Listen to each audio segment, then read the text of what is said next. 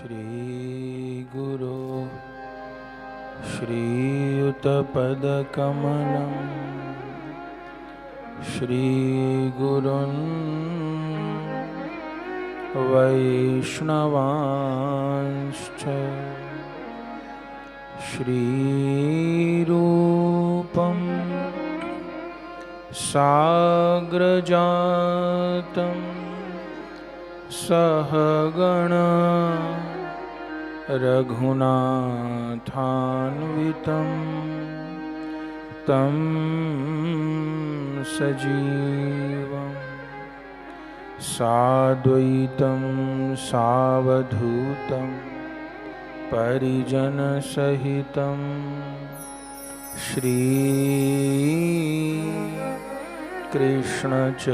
श्रीकृष्णचैतन्य देवं श्रीराधा कृष्णपादान्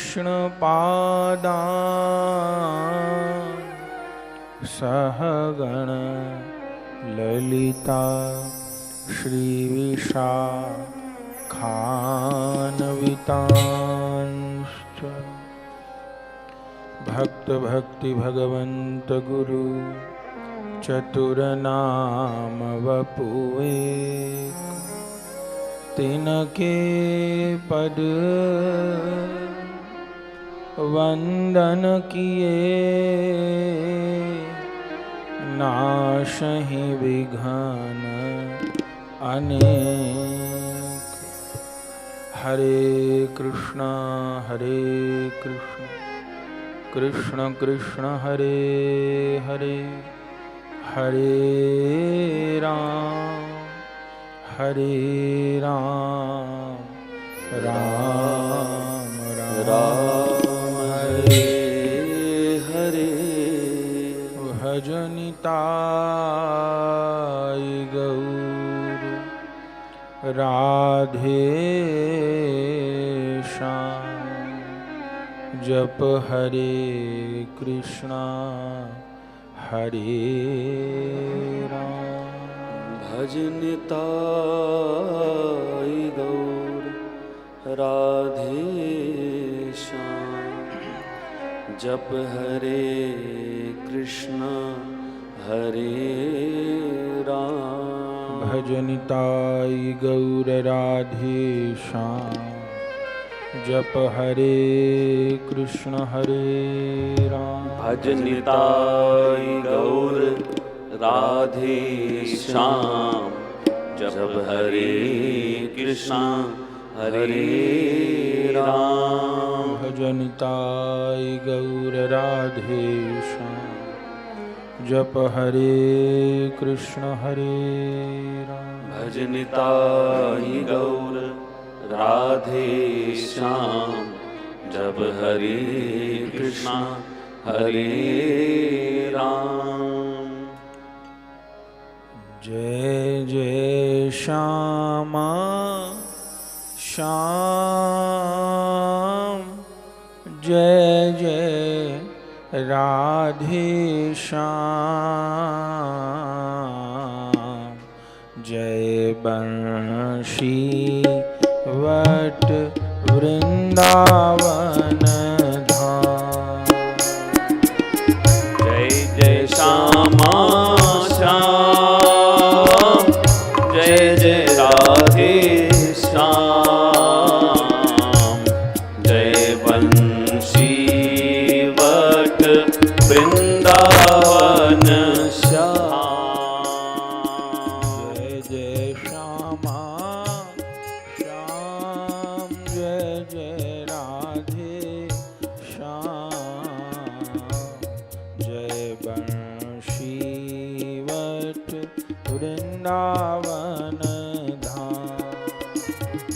जय जय श्यामा श्याम जय जय राधे श्याम जय बंशी वट वृंदावन धाम।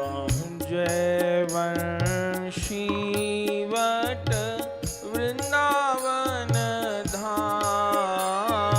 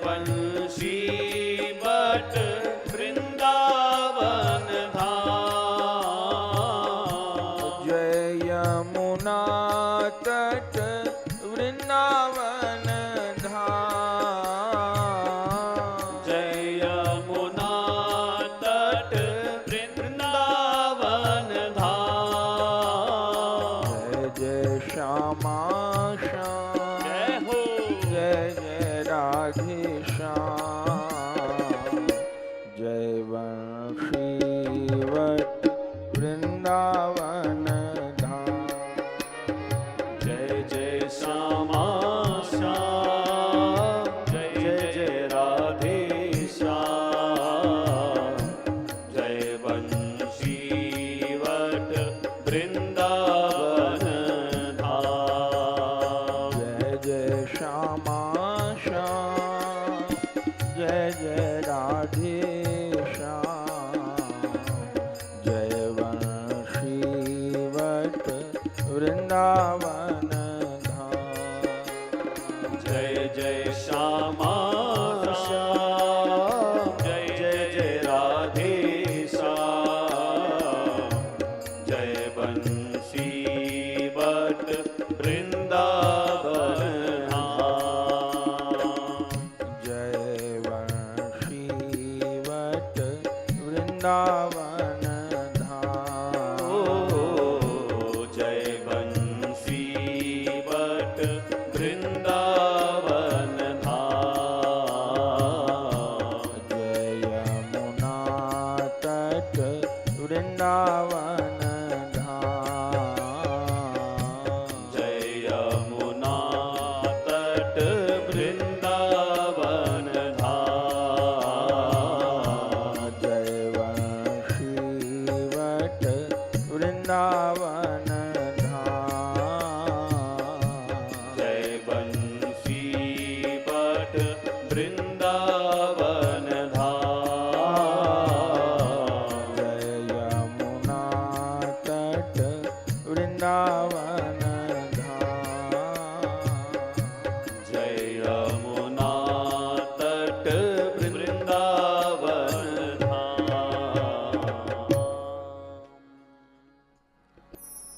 परम करुण पतित पावन अशरण शरण दीन बंधु नवद्वीप बिहारी श्री निताई गौरहरि सरकार, वृंदावन बिहारी श्री राधा माधव युगल सरकार, श्रीमद राधा रमन चरणदास देव श्री सद्गुरुदेव भगवान की अकारण करुणा के फलस्वरूप सिद्ध संत श्री गोपाल गिरी जी महाराज के पवित्र आश्रम में पवित्र कार्तिक मास में श्री भक्तमाल जी की कथा के माध्यम से सत्संग लाभ का अवसर हमें प्राप्त हो रहा है और आज कथा का चतुर्थ दिवस है। प्रातःकालीन श्रीमद् भागवत जी की कथा में श्री ठाकुर जी का प्राकट्य महोत्सव हम सब ने मनाया। फिर आज कथा के पश्चात श्री गोवर्धन नाथ जी का दिव्य दर्शन हुआ, नवनीत प्रियलाल जी का दर्शन हुआ। फिर कल जिन चार भुजानाथ की कथा सुनी थी उन ठाकुर चार भुजानाथ जी का उनकी कृपा से दर्शन प्राप्त हुआ। और फिर स्वयंभू लक्ष्मी नारायण जी का दर्शन करके यहाँ स्नान करके सेवा में उपस्थित हुए। तो कल भक्तमाल जी की कथा में जिनकी वाणी भगवान ने सत्य की, उन भक्तों के चरित्र को हम श्रवण कर रहे थे।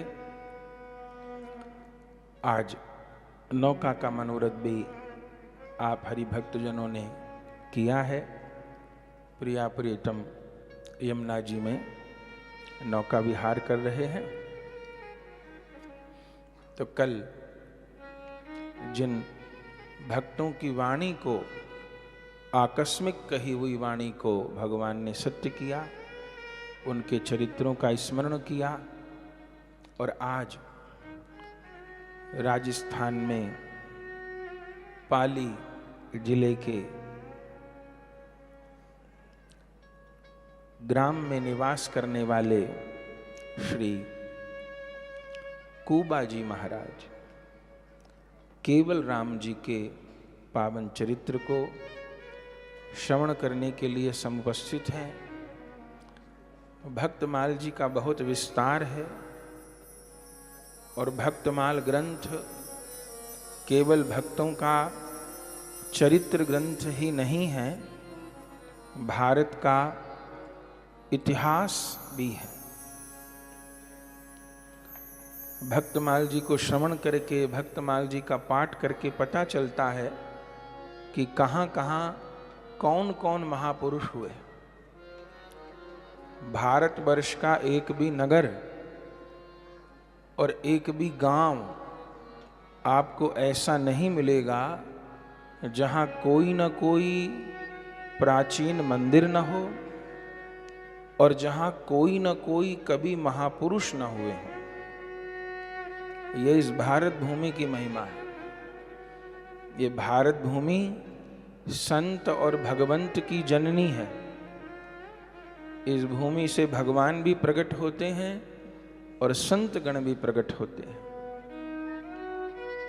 तो पाली जिले में झिंथला ग्राम में श्री केवल राम जी, जो कि कुम्हार जाति के थे, इसलिए भगवान की भक्ति में कोई जाति भी बाधक नहीं है।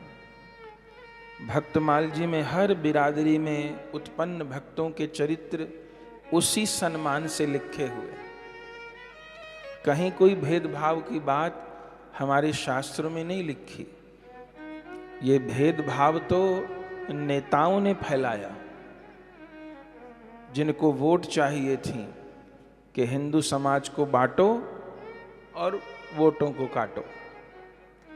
भक्तमाल जी में सब महापुरुषों का कोई जाति बिरादरी का विचार नहीं। तो केवल राम जी महाराज, जो कि कुम्हार जाति से थे लेकिन जन्मजात भक्त थे।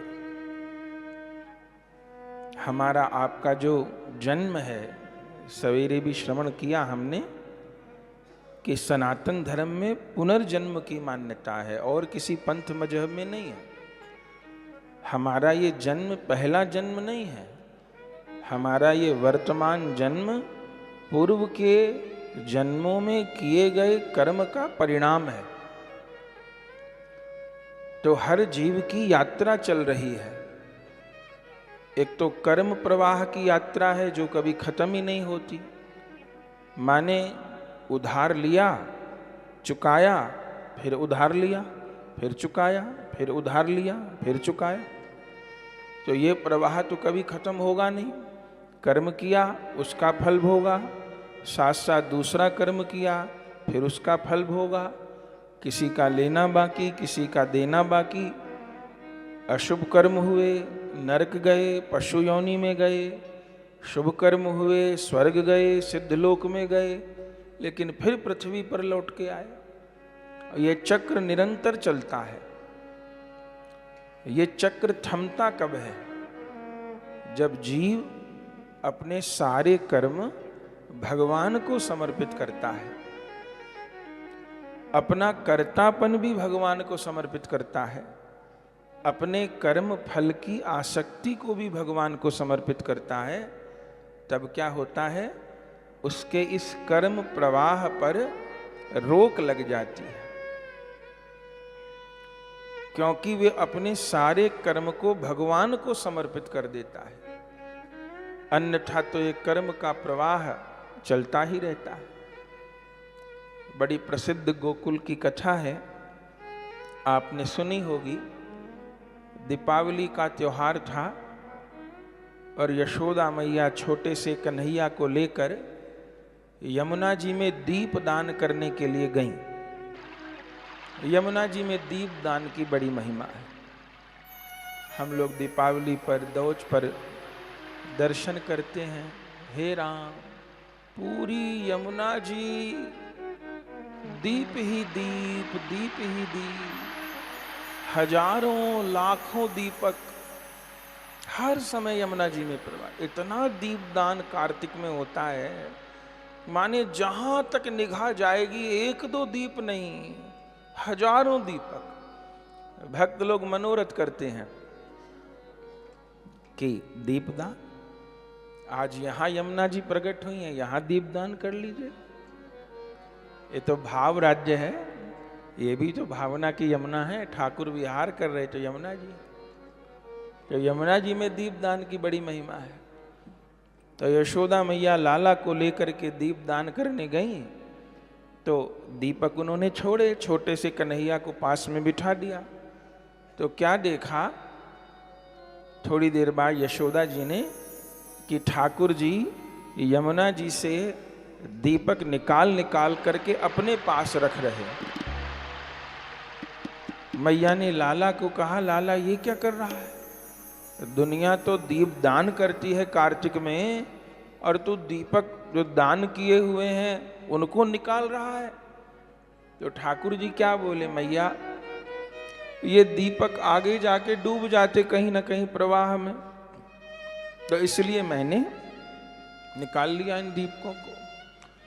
तो मैया ने कहा, कन्हैया यमुना जी में तो लाखों दीप बह रहे हैं, तूने तो 10-20 दीपक निकाले हैं, तो सभी डूबेंगे, ये भी डूब जाते आगे कहीं ना कहीं। तो यमुना जी में तो लाखों दीप बह रहे हैं। तब उस समय जो भगवान ने बात कही वो अपने समझने की है। ठाकुर जी ने कहा, मैया सारे दीपकों का मेरा ठेका नहीं है, तो फिर कौन दीपकों का ठेका है? बोले यमुना जी में बहते बहते जो दीपक मेरी ओर को आए, सब दीपकों को मैंने नहीं उठाया। यमुना जी में बहते बहते जो दीपक मेरी ओर को आए उनको मैंने उठा करके किनारे पर रख दिया। तो यमुना जी का इस दृष्टांत में तात्पर्य है कर्म का प्रवाह, और हम सब जीवात्माएं ही दीपक हैं। तो प्रवाह में सब जीवात्माएं बह ही रही हैं, हम सब जीव बह ही रहे हैं। लेकिन इस प्रवाह में बहते बहते हम लोग निकल तो नहीं सकते अपनी सामर्थ्य से, पर क्या कर सकते हैं कि बहते बहते ठाकुर जी के सन्मुख हों, बहते बहते भगवान के सन्मुख हों, भगवान की ओर उन्मुख हों। तो क्या होगा? दयालु श्री कृष्ण को कभी दया आएगी और इस बहते दीपक को वो निकाल करके अपने निकट रख लेंगे। तो कर्म प्रवाह में जीव बहता रहता है, बहता रहता है। तो ये पहला जन्म नहीं है। एक पिता के 4 बेटे होते हैं, चारों में कितना अंतर होता है। पिता ने एक सा खिलाया, एक सा पिलाया, एक सा पढ़ाया, एक सा रखा, एक राजा बन गया, एक रंक बन गया। कैसे अंतर आ गया कि वो चारों बालक पिछली कर्म की पूंजी अलग अलग लेके आए थे। तो ऐसे जो संत महापुरुष होते हैं वो भी 2 प्रकार के होते हैं। एक तो वे संत होते हैं जो साधन करके सिद्ध बने हैं, माने कभी हमारे आपके जैसे ही थे, किसी जन्म में संत सद्गुरु मिले और फिर साधना करके इस मार्ग पर चले और फिर कई जन्मों में अपनी यात्रा पूरी करी, तो वे भी जन्म ग्रहण करते हैं। दूसरे वे महापुरुष होते हैं जिनको भगवान अपने नित्य धाम से धरा पर भेजते हैं कि जाओ, जाकर के जीवों का कल्याण करो, भक्ति का आदर्श उपस्थित करो। उनको नित्य सिद्ध महापुरुष कहते हैं। तो भक्तमाल जी में प्रायः नित्य सिद्ध महापुरुष ही हैं। तो ये भक्ति यात्रा भी एक दिन की नहीं है। मानिए 100 मील का रास्ता है और इस जन्म में हम 10 मील चले हैं, तो क्या होगा? हरि गुरु की शरणागति से लाभ क्या होता है? सबसे बड़ा कि गुरुदेव की शरणागति लिए, भगवान की शरणागति लिए और भजन करने लगे, तो सबसे बड़ा लाभ क्या होगा? सबसे बड़ा लाभ यह होता है कि अधोगति नहीं होगी। यदि भजन मार्ग में लग गए हैं, हम उपासना प्रारंभ कर दी है, तो अधोगति नहीं होगी। अर्जुन ने ये प्रश्न किया भगवान से गीता में कि प्रभु भजन करते करते किसी का शरीर पूरा हो गया तो आगे क्या होगा? तो भगवान ने कहा, अर्जुन कोई व्यापारी रात को काम करते करते और सो गया, रात हो गई, तो अगले दिन कहां से काम शुरू करेगा? अर्जुन ने कहा जहां तक कर लिया उससे आगे से शुरू करेगा। तो भगवान ने कहा एक जन्म में भक्ति करते करते उस जन्म की आयु पूरी हो गई तो अगले जन्म में उसे वहीं से अपनी यात्रा प्रारंभ करनी होती है। 100 मील का रास्ता था, 10 मील इस जन्म में चल लिए तो आगे 90 मील ही चलना बाकी है, दोबारा से 10 मील नहीं चलेंगे। तो आप क्या व्यवस्था करते हैं? अर्जुन ने पूछा।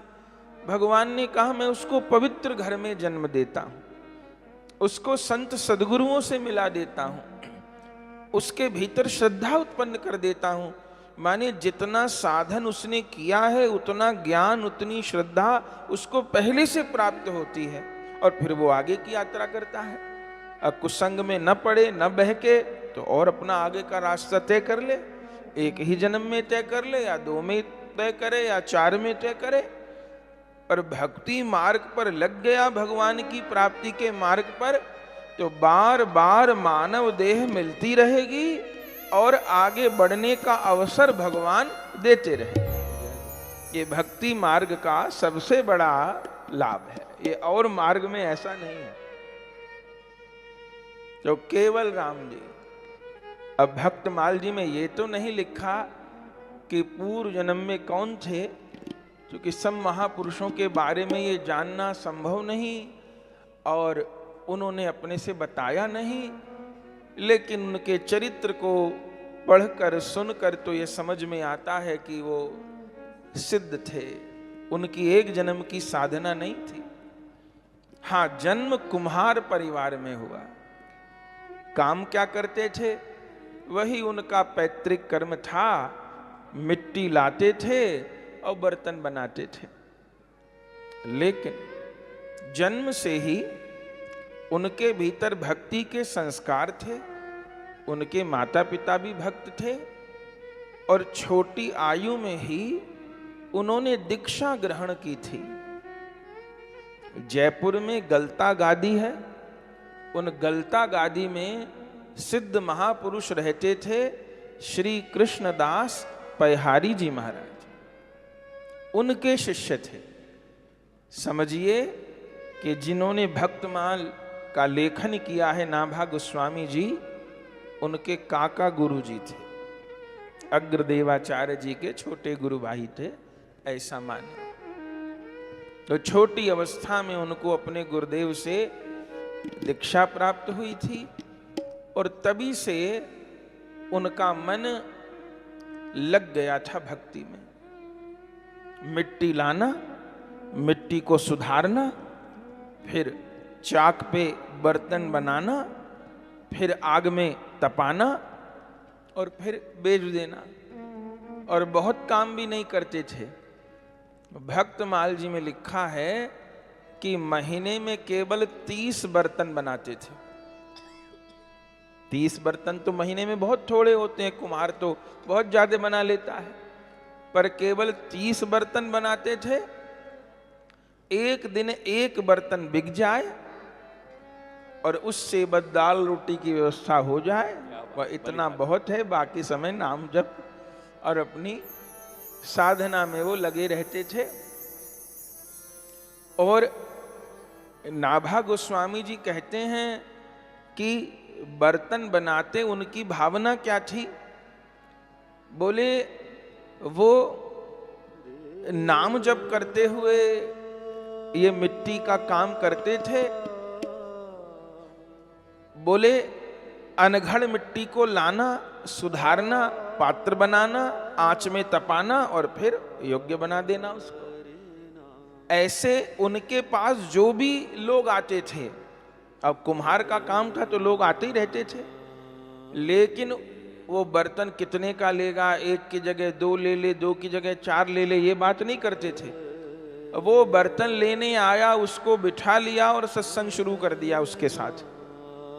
और ऐसा सत्संग सुनाते थे कि जैसे अनघड़ मिट्टी को लाके सुधारते थे, ऐसे अनघड़ जीव को अपनी वाणी के द्वारा सुधारते थे। सत्संग इतना सुंदर करते थे कि लोग आकृष्ट हो जाते थे, बैठ जाते थे, बर्तन लेना तो भूल जाते थे, सत्संग शुरू हो जाता था। तो अनघड़ जीव को सुधारते और फिर धीरे धीरे उसको सुंदर आकृति दे देते, और जब उस व्यक्ति में सुंदर आकृति माने सुंदर स्वभाव आचरण पैदा हो जाता, बुरी आदतें छूट जाती, तब उसको भक्ति के आवे में भक्ति की आंच में तपा देते और फिर भगवान के योग्य बना देते, सेवा के योग्य बना देते। तो ऐसी उनकी रहनी थी, सेवा करते थे। उनका विवाह भी उनके माता पिता ने किया। उनकी धर्म पत्नी का नाम था पूरी, उनका नाम था कुम्हार केवल राम। धीरे धीरे करके समय बीता, तो एक तो उनकी सत्संग में नाम जप में बड़ी प्रीति थी, दूसरा उनकी संत सेवा में बड़ी प्रीति थी। जबकि उनके पास कोई धनवन की व्यवस्था नहीं थी, मिट्टी के बर्तन बनाते थे तो कितना रुपया होता होगा, लेकिन उसमें भी एक समय भोजन बनता था केवल राम जी के। तो जितने भी पैसे के बर्तन बिके उस सब का आटा दाल ले आते थे और घरवाली को कहते थे सभी बना दे, यानी जितना आटा है सबकी रोटी बना दे, जितनी दाल है सबको सिद्ध कर दे। और उसके बाद भगवान को भोग लगाते थे, और फिर जब प्रसाद तैयार हो जाता था तब फिर आस पास दूर तक देख के आते थे कि कोई भूखा तो नहीं है, कोई साधु तो नहीं आए, कोई सन्यासी तो नहीं, कोई ब्राह्मण तो नहीं, कोई भक्त तो नहीं, और कोई भी मिल जाए, भैया चलो प्रसाद पाओ, भैया चलो प्रसाद पाओ, भैया चलो प्रसाद पाओ। बलिहारी तो जो मिल जाए 2 4 6 ले आना और प्रसाद पवा देना। कभी कभी तो उन्हीं के लिए नहीं बचता था, बहुत सामान तो नहीं होता था, दाल रोटी होती थी, और सबको पवा देना फिर पाना। उनकी धर्म पत्नी को ये सब ज्यादा अच्छा नहीं लगता था, लेकिन उनको भी सत्संग सुनाते रहते थे, पर कई बार निकट वालों को उतना सत्संग नहीं लग पाता, तो उनकी धर्म पत्नी को ज्यादा ये सब नहीं रुचता था, पर उनकी सेवा चलती थी। जब कभी ज्यादा संत आ जाते तो वो मधुकरी भी मांग लाते थे। मधुकरी माने भिक्षा मांग लाते थे। भक्तमाल जी में 149 संख्या 56 में श्री कुबा जी का स्मरण श्री नाभा गोस्वामी जी ने किया है। मधुकरी सेवा मांगे भक्त, तिन पर हो बलिहार कियो, जय तारन गोपाल के केवल कूबे मोल लियो। मधुकरी मांगे से वे भगत, तिन पर हो बलिहार कियो। कुबा जी का चरित्र कहते हुए भक्तमाल रचयिता नाभा जी इतने विभोर हो गए उनका स्मरण करके, कहते हैं ऐसे भक्तों पर मैंने अपने आप को बलिहार कर दिया। जैतारन गोपाल के केवल कूबे मोल लियो, मुझे कुबा भगत ने मोल ले लिया। ऐसे भक्तों ने अपनी निष्ठा से मुझे खरीद लिया, इतनी संत सेवा की निष्ठा। तो आटे की भिक्षा मांग लाते, फिर बनवाते रोटी। वो उनकी धर्म पत्नी की कोई ज्यादा वो नहीं थी भावना, पर फिर भी वो कहते थे तो वो बना देती थी, खुद भी संग लग जाते। धीरे धीरे करके समय बीता। एक दिन की बात, केवल राम जी के यहां 200 महात्मा आ गए। ऐसे तो 1-2 आते थे तो निर्वाह हो जाता था, कैसे अपने एक रोटी खा लिए बाकी पवा दिए। एक दिन तो 200 महात्मा आ गए। घरवाली ने कहा ये कहा जमात आ गई, क्या होगा? तो बोले कि अरे तो दुख पाती है, ये सब तो मेरे माई बाप हैं, ये सब तो मेरे रिश्तेदार हैं। घरवाली ने कहा कौन झेलेगा इन रिश्तेदारों को? अब तो सबको न्योत दोगे कि चलो जी भोजन करो, बनाएगा कौन? और व्यवस्था भी नहीं, 2-4 का तो निभ जाए, 200 का कौन बनावे? केवल राम जी ने कहा चुप, एक शब्द जो कहा हो, अभी कोई ना कोई व्यवस्था करता हूं और आसपास से और कोई आ जाएगा उसको भी साथ में लगा लेंगे, पर भोजन तो कराऊंगा, ये तो नियम है। लेकिन घर में राशन ही नहीं था। 30 बर्तन महीने में बनाते थे, एक एक बेचते थे, उससे दाल रोटी चलती थी। तो प्रियादास जी वर्णन करते हैं भक्तमाल में अब 200 लोगों के लिए तो बहुत आटा दाल चावल सामग्री चाहिए। तो वो एक वैश्य की दुकान पर गए जहां से उनका राशन आता था। जाकर कहा सेठ जी मुझे 200 लोगों के लिए भोजन की व्यवस्था चाहिए, आटा दाल चावल घी बूरा बेसन ये सब चाहिए। उन्होंने कहा अरे राम 200 लोगों के राशन चाहिए, पैसे दे? बोले पैसे नहीं है मेरे पास, लेकिन मैं धीरे धीरे चुका दूंगा। वो सेठ जानते थे, ये तो उनको पता था कि ये झूठ नहीं बोलता। तो उन्होंने कहा कि कैसे चुकाएगा, तेरा कोई सोने का काम है क्या, मिट्टी का काम है, इतना पैसा कैसे चुका देगा? बोले महाराज कुछ और करवा लेना, मैं चुका दूंगा, पर मेरे यहाँ साधु आए हैं।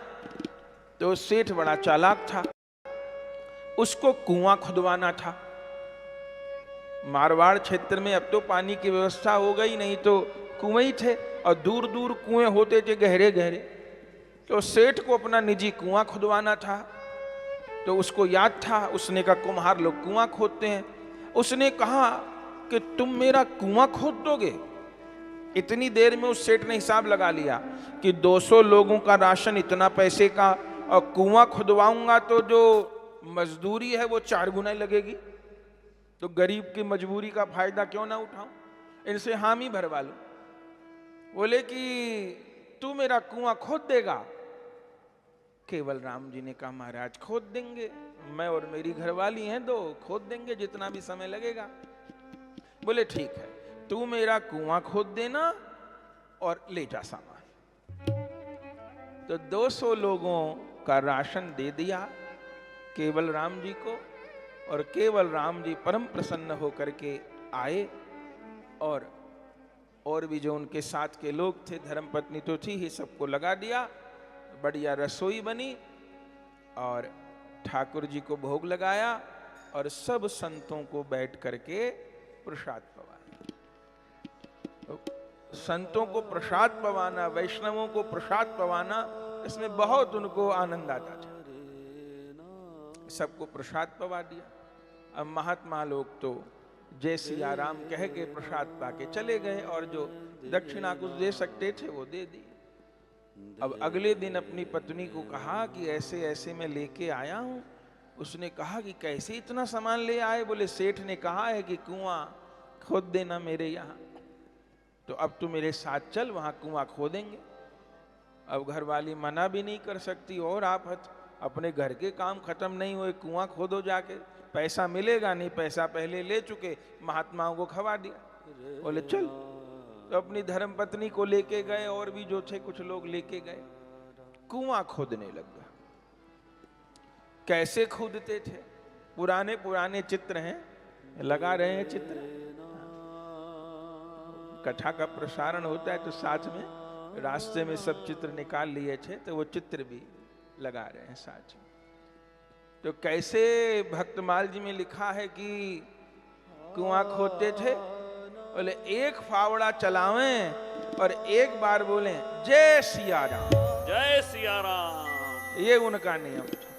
और घरवाली से भी बुलवाते, माने खोदा, मिट्टी भरी, जय सिया राम, वो भी कहे जय सिया राम।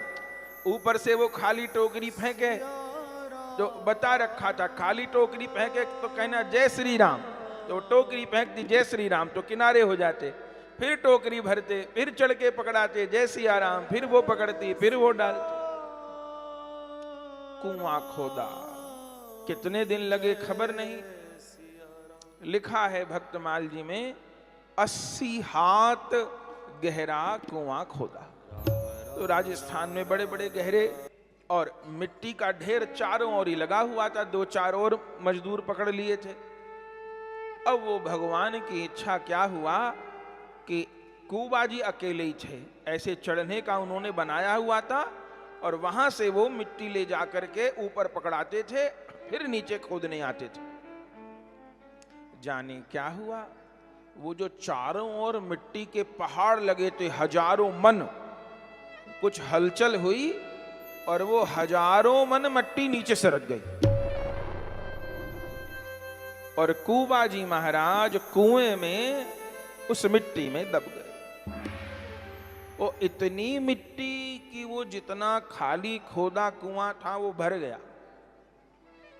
अब तो क्या हो साहब, अब तो उनकी घरवाली रोए पीटे, गांव के लोग इकट्ठे हो गए, सेठ भी आ गया। क्या हुआ क्या हुआ? बोले कुबाजी, पहले तो केवल राम नाम था, कुबा तो बाद में अब होगा। बोले केवल राम दब गया, केवल राम दब गया। अब लोग तरह तरह की बातें करने लग गए। कोई कह रहा बड़ा पापी था, बड़ा पापी था, पाखंडी था, इसलिए दब गया। कोई कह रहा है ये कमा कमा के इन मोड़ों को खिलाता था ना, साधुओं को खिलाता था ना, उससे दुर्गति हुई है, दब गया रेते में।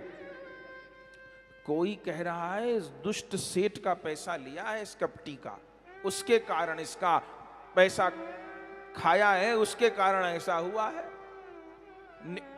रेता कोई नहीं हटावे, और इतना गिर गया कि हटाना भी आसान नहीं था। तो सब लोग इकट्ठे हो गए, सेठ से कहा। तो सेठ क्या बोले, अब उनको लग रहा था फिर दोबारा मजदूरी लगेगी। तो सबसे कहा भैया इतना रेता किसी पे गिर जाए तो कोई जीवित तो बचेगा नहीं, केवल राम तो मर ही गए होंगे। अब इतना रेता उठाया भी नहीं जा सकता और महीनों लग जाएंगे निकालने में। तो ये मान लो यही केवल राम की समाधि बन गई। अब बात को छोड़ो। घरवाली को कहा मैं तुमको कुछ पैसे दे दूंगा, भोजन पानी की व्यवस्था कर दूंगा, तुम जाओ।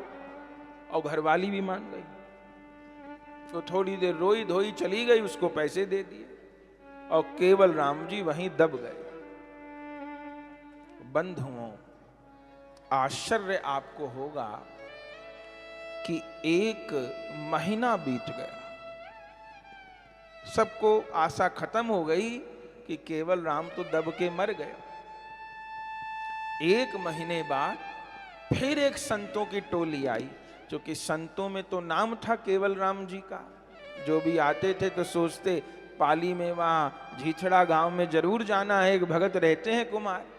तो वो आए, रात के समय आए और केवल राम जी तो मिले नहीं। तो वहीं जो कुआं खोदा था वहीं आकर के बैठ गए कि आगे निकल जाएंगे, कहीं उनको जाना था। और जब रात को वो आकर के बैठे तो कुएं के पास से आवाज आ रही थी, जय सिया राम, जय जय सिया राम, जय सिया राम, जय जय सिया राम, जय सिया राम, जय जय सिया राम, जय सिया राम, जय जय सिया राम, जय सिया राम, जय जय सिया राम, जय सिया राम, जय जय सिया राम, जय सिया राम, जय जय सिया राम, जय सिया राम, जय जय सिया राम, जय सिया राम, जय जय सिया राम, जय सिया राम, जय जय सिया राम। यही जपते थे केवल राम जी और यही गाते थे, बस यही सब समय गाते थे। जय सिया राम, जय जय सिया राम, जय सिया राम, जय जय सिया राम, जय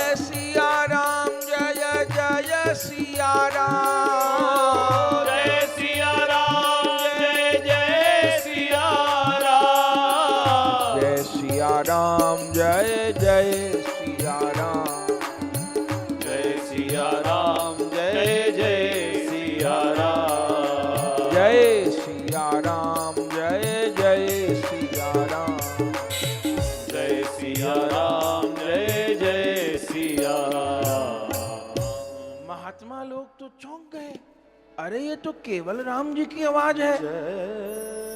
पूरी रात कीर्तन की आवाज आती रही। सवेरे उठ करके गांव वालों को इकट्ठा किया, भैया ये केवल राम जी की आवाज आ रही है, पूरी रात जय सिया राम जय सिया राम। गांव वालों ने कहा, महाराज केवल राम तो दब गया, इस कुआं खोदते खोदते महीना भर से ऊपर हो गया। महात्माओं ने कहा, भैया यहां से तो जय सिया राम की आवाज आ रही है, केवल राम के लोगों को भरोसा ना हो। तो सब गांव वालों को बुलाया, फिर संध्या हुई, सबको वहां बिठाया, सबको आवाज आ रही थी जय सिया राम जय सिया राम। अब तो चर्चा होने लगी, क्या किया जाए। कुछ लोग बोले, लगता है ये केवल राम मर के प्रेत बन गया है, और पूर्व अभ्यास बस अब जो आदमी जिंदे जी करता है वो मरने के बाद भी जो प्रेत बन गया है, और पूर्व अभ्यास बस उसके मुंह से जय सिया राम निकल रहा है। विमुखों का गांव था, भगत लोग थे नहीं। महात्माओं ने कहा, भैया तुम लोग पागल हो क्या? पहली बात तो कोई हरि भक्त वैष्णव प्रेत क्यों बनेगा? अब प्रेत लोग जय सिया राम बोलेंगे क्या? और जय सिया राम बोल के प्रेत योनि में पड़े रहेंगे क्या? उनका उद्धार नहीं हो जाएगा भगवान नाम लिए से? पर लोग तरह तरह की, महात्मा लोग अड़ गए, बोले महाराज खुदाई करो, केवल राम की ही आवाज है, जरूर भगवान ने कोई लीला की है, आप लोगों ने खुदाई भी नहीं की। अब महात्माओं ने सबको जगाया, तब गांव वालों को कुछ कुछ समझ में आया, तब सब लोग लग गए फावड़ा टोकरी लेके। अद्भुत घटना भक्त माल जी में लिखी है। जैसे जैसे फावड़ा लेके मिट्टी हटाते जाएं, आवाज भीतर से आती रहे, जय सिया राम जय जय सिया राम जय सिया राम जय जय सिया राम। आहा। और जैसे मिट्टी हटाई तो क्या देखा, दबे हुए तो थे केवल राम जी, लेकिन क्या भगवान की इच्छा। अब क्या हुआ ये तो कौन जाने। वो मिट्टी गिरी तो जाने कैसे गिरी कि केवल राम जी के ऊपर एक मेहराब जैसा बन गया, एक ऐसी गुफा जैसी बन गई। इधर मिट्टी गिरी, उधर मिट्टी गिरी, इधर मिट्टी गिरी, जैसे मेहराब बन गया। अब इसको असत्य नहीं मानिएगा। परम पूज्य हनुमान प्रसाद पोद्दार जी का नाम आप सबने सुना होगा, गीता प्रेस के संचालक संपादक।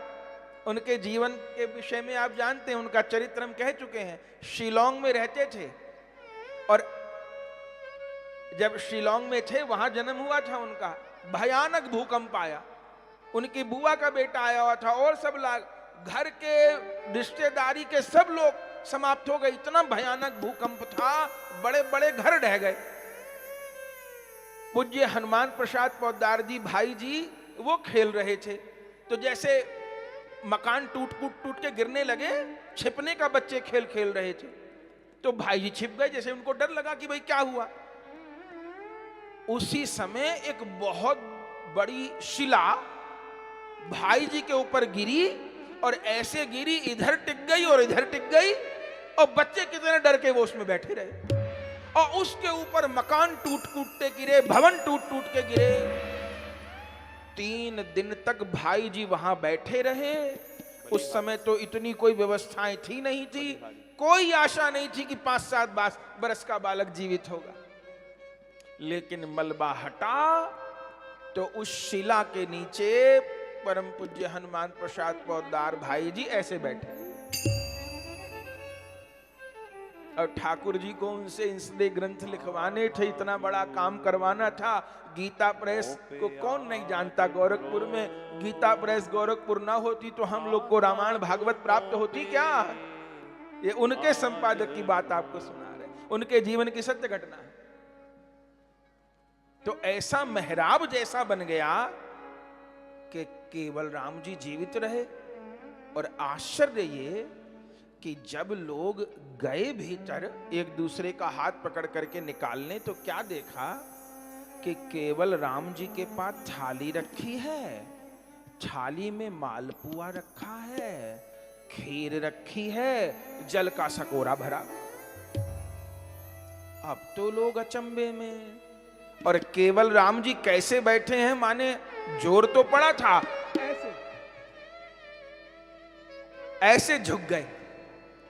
तो उनकी कमर में माने महीना भर ऐसे झुक के रहे ना, दब के रहे, तो कमर में कुबड़ हो गया। तो पहले नाम था केवल राम, फिर हो गया कुबा, इसलिए भक्तमाल जी में कुबा ही लिखा।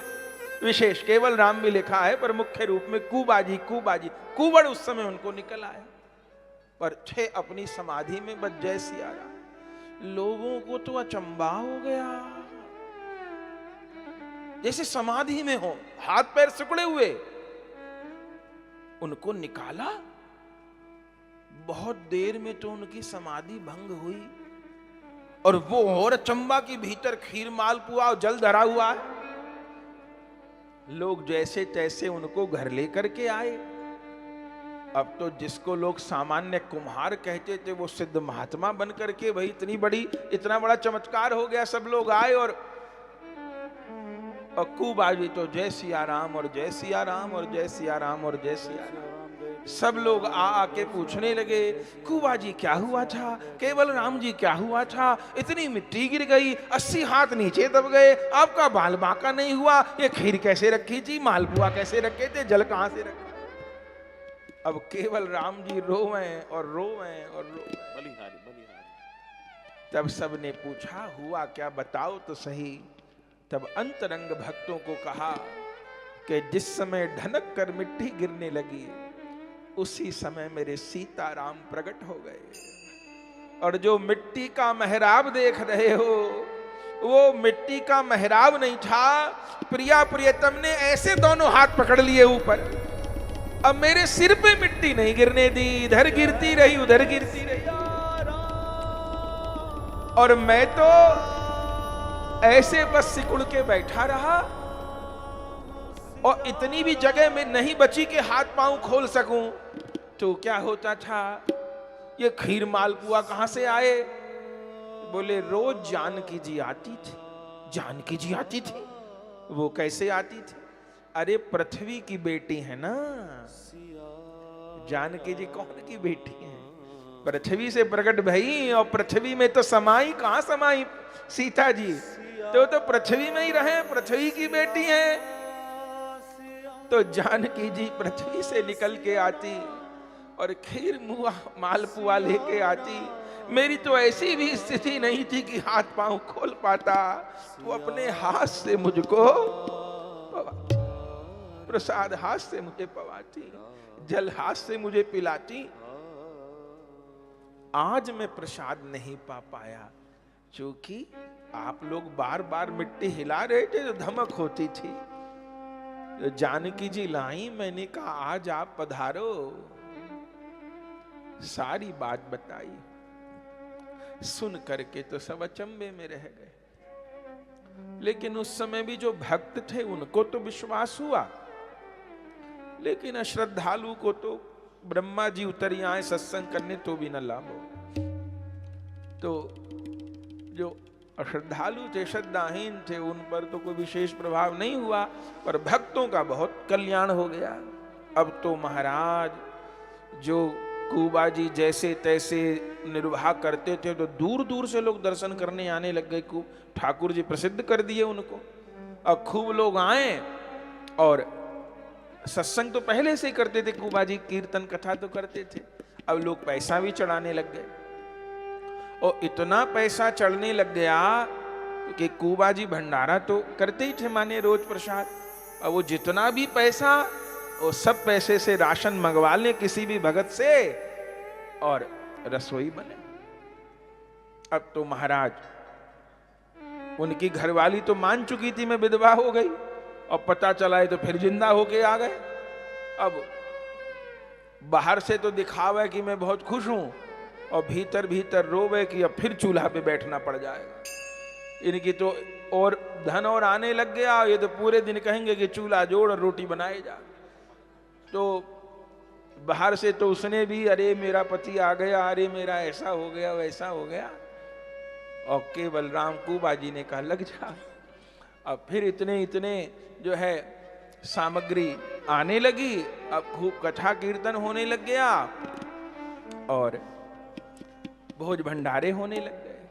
धीरे धीरे करके समय बीता, खूब आनंद हुआ।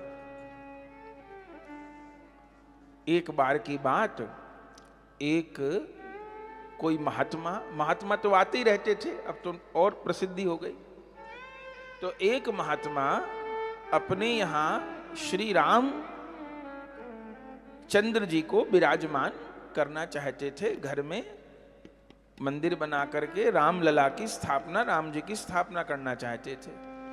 तो उस जमाने में भी जयपुर में मूर्तियां बनती थी। जयपुर में बहुत समय से मूर्तियां बनती हैं, ऐसा भक्तमाल जी में वर्णन है। तो उनको कहा जयपुर में बड़े बड़े मूर्तिकार हैं। तो वो महात्मा जयपुर गए और वहां से बड़ी सुंदर उन्होंने रामचंद्र जी की प्रतिमा बनवाई, वहां रहे और फिर लौटने लगे प्रतिमा को लेके। तब रास्ते में पाली पड़ा तो लोगों ने कहा कि भाई वहां कुबाजी करके संत हैं, तो वहां जरूर दर्शन करके आना, बड़ा सुंदर सत्संग करते हैं, प्रसाद कराते हैं, दक्षिणा देते हैं, साधुओं का बड़ा सम्मान होता है। उन्होंने कहा ठीक है। तो वो जो श्री विग्रह थे राम जी के, उनको लेकर के वो आए और विराजमान कर दिए। असेवित थे, अभी तो प्रतिष्ठा हुई नहीं थी, तो वहां विराजमान कर दिए कुबाजी के घर में। कुबाजी स्वागत सत्कार किए, भोजन प्रसाद कराए। और फिर कुबाजी ने कहा महात्मा जी ये क्या है? तो वस्त्र में लिपटे हुए थे। उन्होंने कहा महाराज ये तो मैं अपने मंदिर के लिए ठाकुर जी मैंने प्रकट करवाए हैं जयपुर से। कुबाजी ने कहा दिखाओ तो सही। और वो जैसे वस्त्र खोला तो बड़ी सुंदर प्रतिमा थी। उन महात्मा ने कहा कुबाजी से कि कुबाजी आप भी छू दो, क्योंकि आप तो जाओगे नहीं, संत का हाथ लग जाएगा, मुझे प्रतिष्ठा करनी है।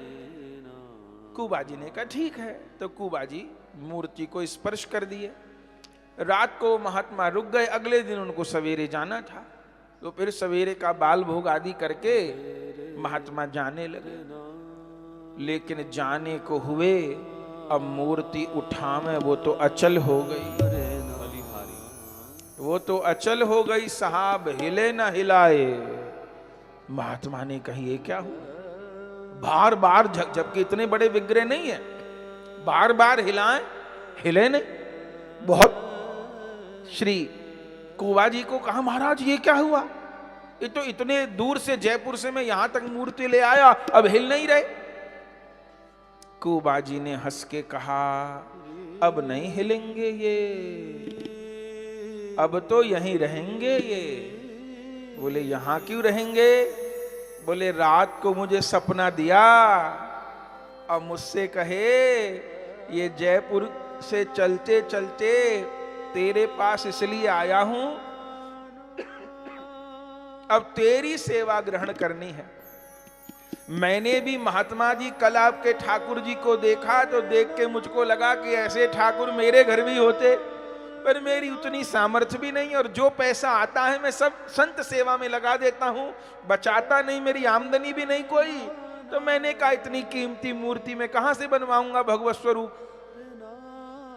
लेकिन स्वप्न में आके भगवान ने कहा मैं तो यहीं रहूंगा, अब नहीं उठेंगे। महात्मा और घबराए, बहुत जोर लगाए, उठे नहीं। आखिर में भगवान ने आकाशवाणी करी मैं यहीं रहूंगा, मैं नहीं जाऊंगा।